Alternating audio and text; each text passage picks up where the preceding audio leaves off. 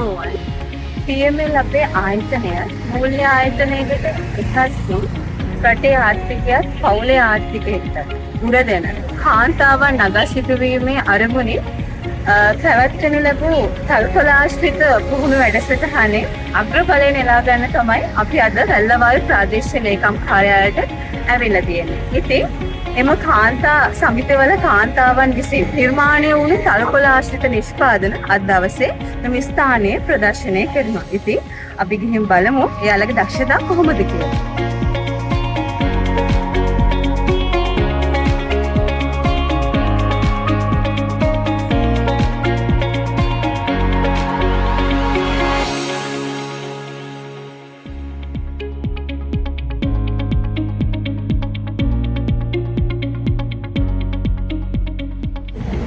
දවසක් වේවා කියලා මම ප්‍රාර්ථනා කරනවා.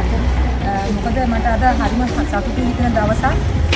සම්පත් දායිකාවක් විදිහට වසම් දෙකකට මේ ට්‍රේනින් එක දීලා මේ පුහුණුව දීලා තල්කොළ ආශ්‍රිත පුහුණුව දීලා අද මට මේක බලන්න හරිම සතුටුයි. මොකද මේ කාන්තාවන් 16 දෙනෙකුට මම මේ පුහුණුව ලබා දුන්නා. ඒ ලබා දීමට මට මූලිකත්වයේ දුන්නේ සම්පත් දායකත්වයට උදව් කරේ PML ආයතනය. මේ දින 3ක මේ පුහුණුවක් තමයි මට ලබා දෙන්න යෙදිලා තිබුණේ. නමුත් මම දින ආරම්භක දවසත් එක්ක දින 5ක එක ගම්මානයකට දින 5ක වැඩසටහනක් මම කරා. වෙළඳ පොළට දාන්න පුළුවන් මට්ටමේ නිෂ්පාදන යාලා අද ගෙනත් තියෙනවා. ඒ නිෂ්පාදන තමයි මේ ප්‍රදර්ශනයේ වෙන්නේ.